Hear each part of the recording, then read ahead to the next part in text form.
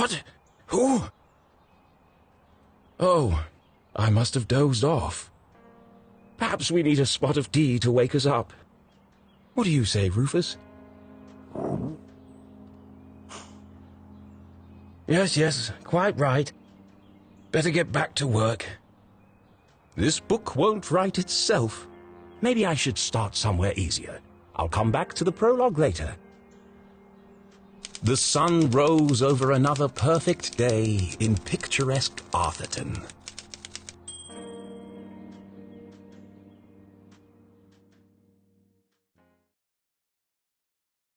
To the casual observer, Arthurton seemed like any other small, quiet town.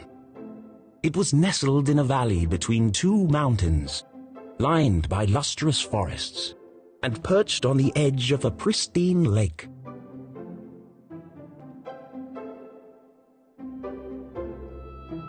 It had a main street with all the essentials, including a place to sip coffee.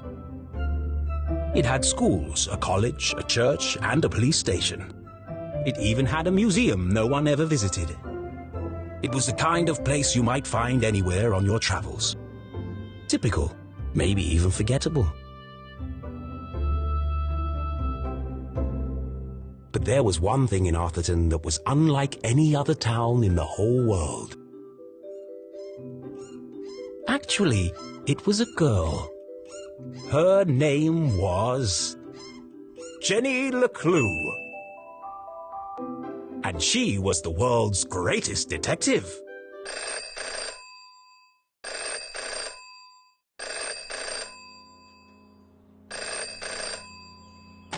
Finkelstein residence.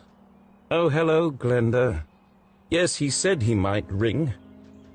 Okay, patch me through then.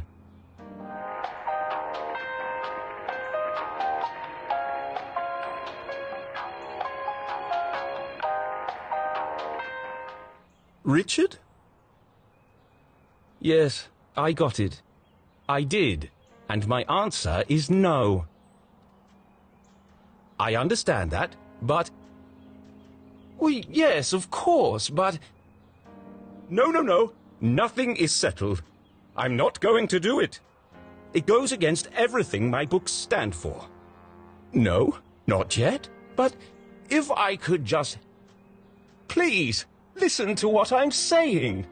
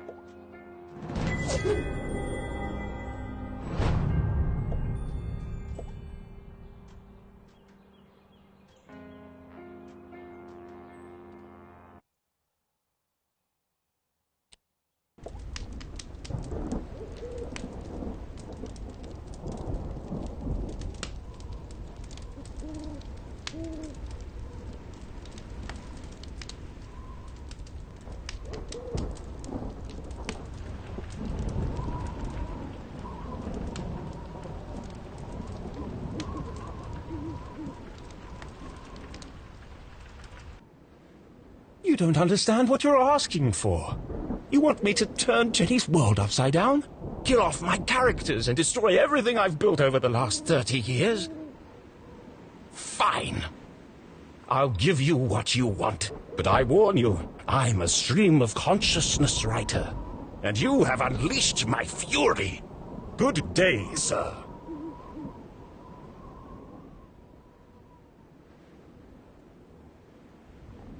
Boring? Predictable? Bah! Well, if it's murder they want, it's murder they'll get.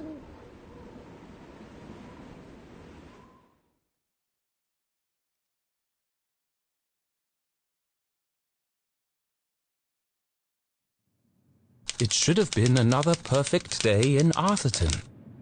But today was different, and nothing would ever be the same again. To begin with, Jenny LeClue was dead.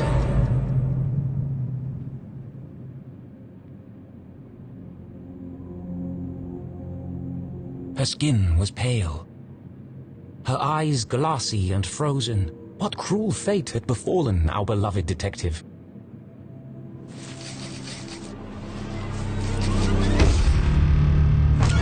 No, no, no! Never move the victim! Mrs. LeClue, she's doing it again. Jenny LeClue, you are a dead body. Dead bodies don't talk.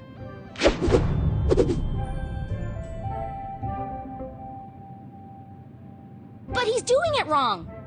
As wonderful as it would be if all cadavers were so talkative, we must deduce the cause of death without their help. With only the evidence laid before us, we build a picture from the fragments left behind. We collect clues, interpret the data, and solve our puzzle one piece at a time, until it feels as if the victim is speaking to us.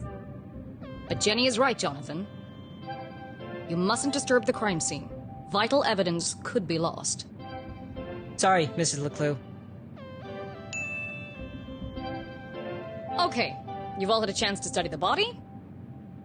Who can postulate how she met her demise? Ooh! Me! I think it was an accident? Yeah, she obviously wasn't looking where she was going. So she slipped on the wet floor. And cracked her head open. Like an egg. And then she bled to death. Really? How can you tell? Well, there's a giant pool of blood around her head. Yeah, I know. I was being sarcastic. Oh. Actually, you're both wrong. What? It was cold-blooded murder. Murder? Don't be ridiculous. Where's the murder weapon? There's no evidence anyone else was even here. Oh, yes, there is. It was murder. And I can prove it.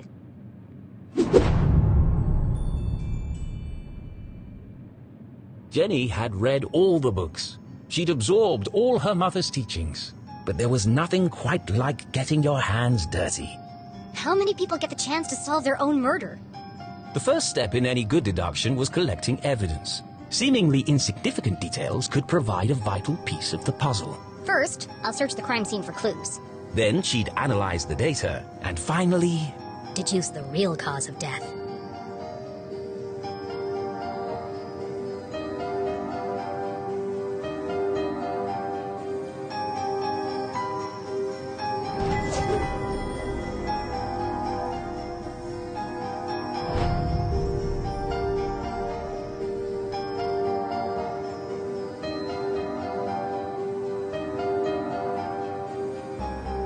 Approximately 8 sizes too big,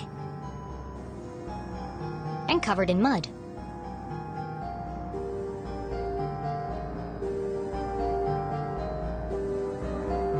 There's no doubt the victim lost a lot of blood.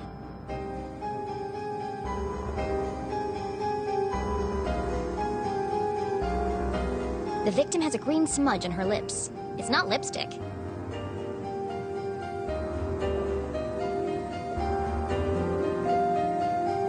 Without her trusty bifocals, Jenny couldn't see the nose in front of her face. They were her window to the world, and the lens through which she focused her keen detective vision.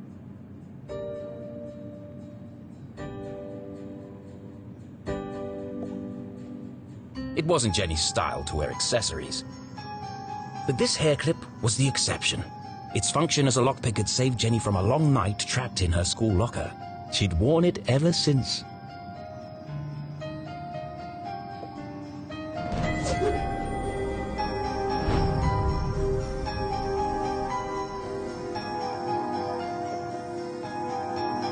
Jenny's blue sweater was scruffy and quite uncomfortable.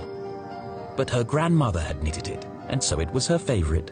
The more it itched, the closer she felt to her.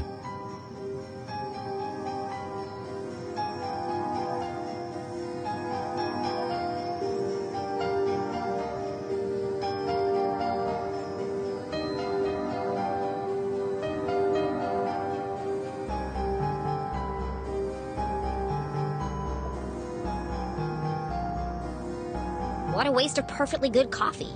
Jenny's love for coffee was almost as strong as her passion for crime solving. Chalky green residue on the rim. Smells like burnt matches.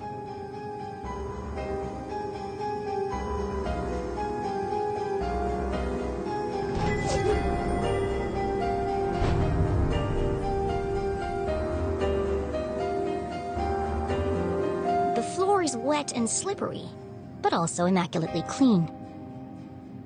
I've seen enough. Time to wrap this case up. Jenny was a meticulous record keeper, noting every relevant clue in her trusty journal. A great detective knew that solving a mystery was simply a matter of connecting the dots. I'm certain this wasn't a mere accident. Now I just need to prove it. How do I know the victim didn't slip?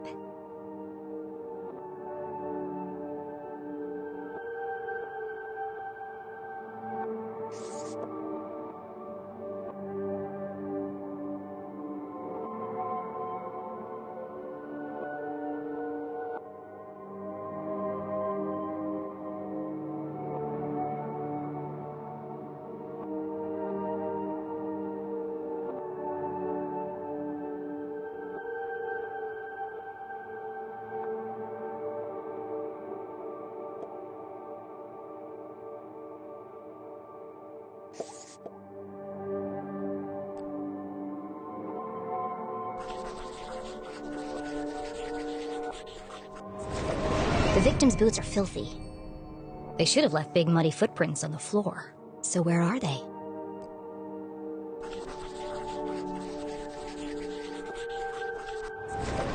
Either someone washed away her footprints, or she was carried here.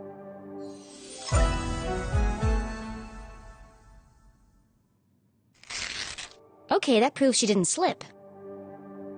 So how did she actually die? What was the real cause of death?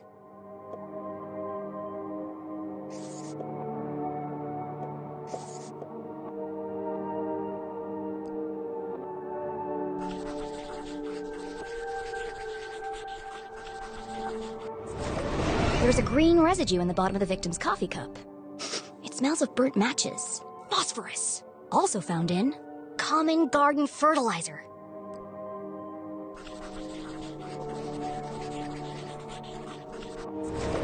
The same green mark is on the victim's lips.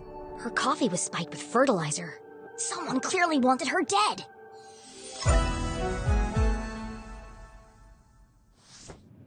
Ah, the case of the dead lab assistant. Gone before her time. Was it poison? Yes. A blow to the head? Yes. An accident? Certainly not. No footprints in an unshattered mug? She was killed somewhere else and carried here. This is the story of a scorned ex-lover. Jenny? The gardener, enacting his revenge. Jenny! A deadly brew of fertilizer and caffeine coursing through the veins. That's quite enough, thank you. What happens to the gardener? Is this gonna be on the test? Remember, class, even the smartest criminals make mistakes. This is how we catch a killer. But what's the point of all this? Yeah, there hasn't been a murder in Arthurton in years. Every town has a dark side, even Arthurton. By doubting, we are led to question. And by questioning, we arrive at the truth. Okay, that's all for today. Don't forget, next class is our field trip to the morgue. So have a light lunch.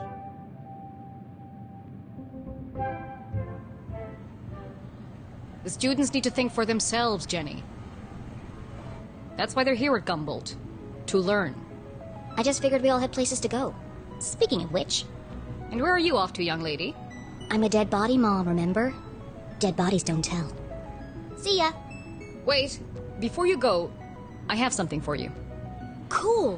What is it? If I told you, that would spoil the fun, wouldn't it? The LeClues didn't simply hand each other presents.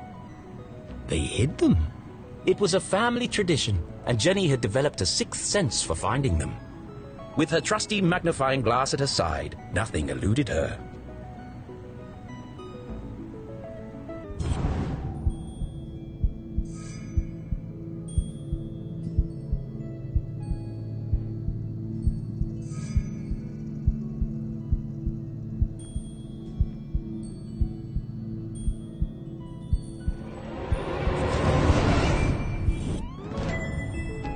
Journal! To Jenny, there was nothing better than the aroma of a fresh leather notebook. It smelled like mystery. Without missing a beat, she did what any detective worth their salt would do. She decorated it.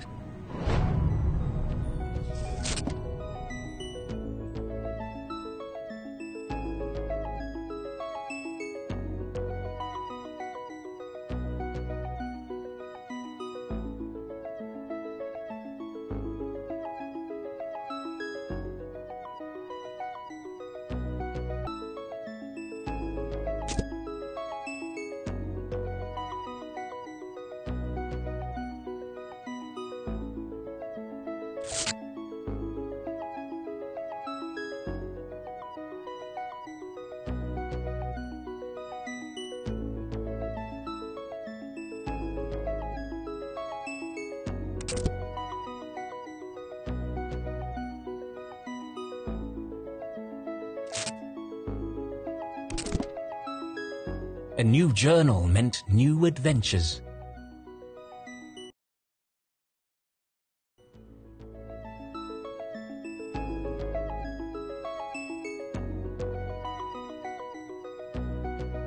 She imagined all the thrilling cases that would soon fill its pages. And on the first page, her mother had written an inscription. A great detective never gives up. Love, Mom. I love it. Thanks, Mom. Jenny, I wanted to talk about, to say, Somewhere in the back of Jenny's highly caffeinated brain, an alarm bell was ringing. Her mum was hesitating. What could be causing her to act so out of character?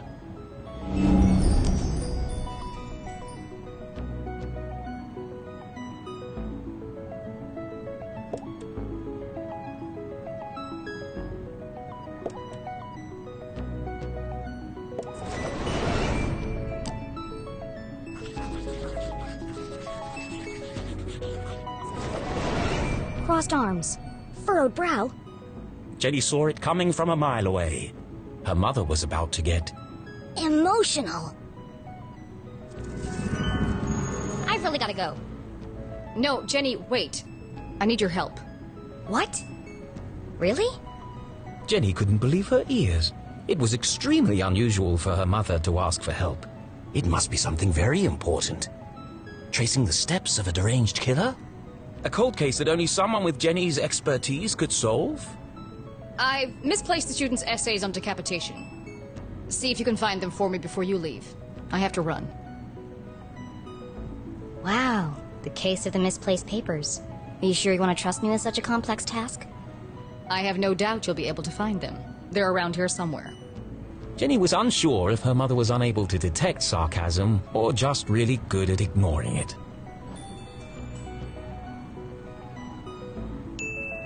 Okay, Mom. I'll find them before I leave. On one condition. Yes? You have to let me help grade them.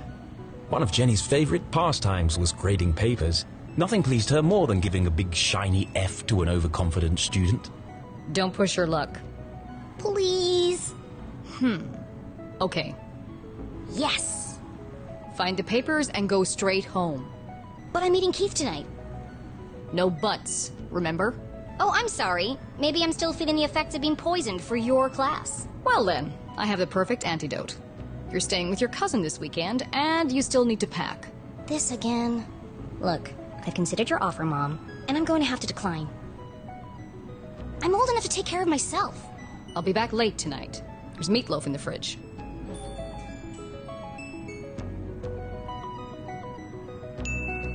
So you don't trust me to take care of myself this weekend, but you do trust me to fix dinner and not burn the house down? Jenny LeClue, it's been a difficult week. Could you please just do what you're told for once and stop asking questions? Fine. And try to stay out of trouble. When do I ever get into trouble?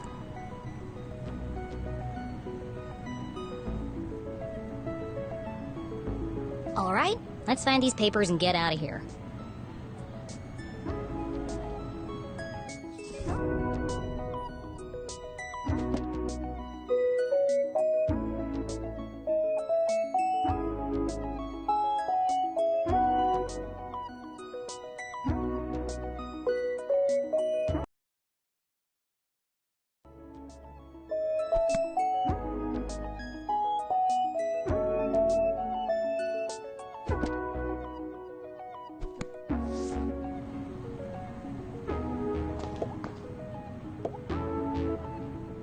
One of Jenny's earliest memories was making raspberry jam with her mum.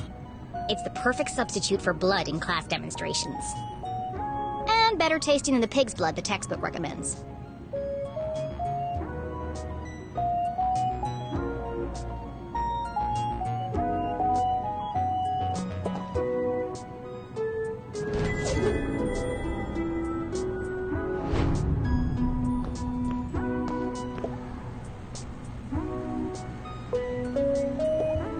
Looking rather trim today, Ethan. New diet? What's the matter? Lost your funny bone?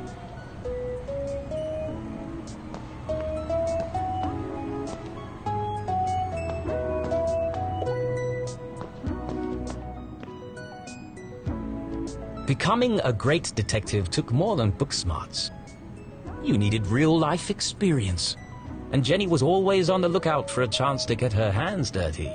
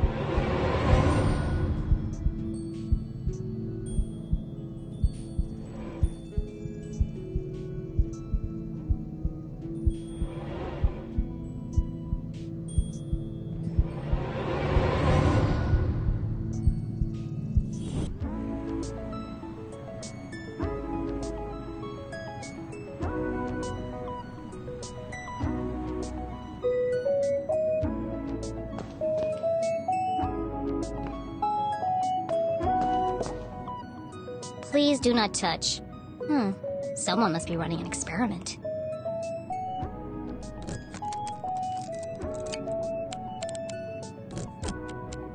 Gross. Pretty soon it's gonna sprout legs.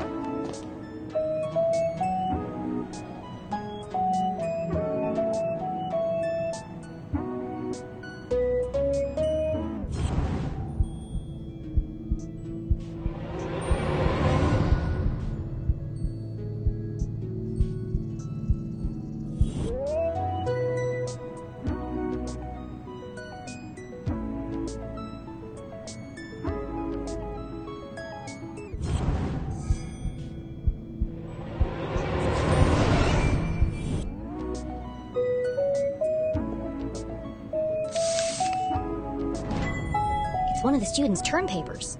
You can tell by the terrible handwriting and erroneous conclusions. Mom must have put them behind the chalkboard.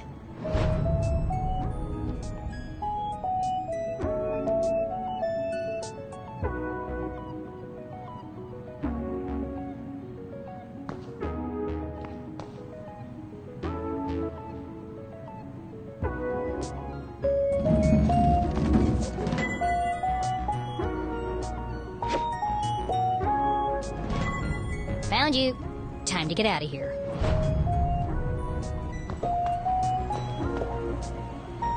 Jenny looked around the room one last time. Was she ready to leave?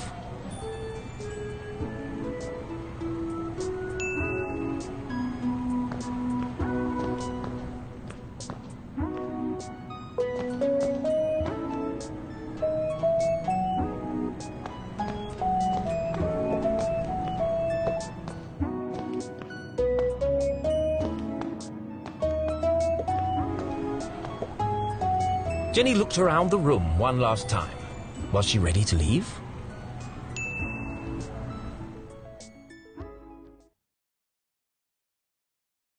Okay, so she wasn't really dead. That would be silly.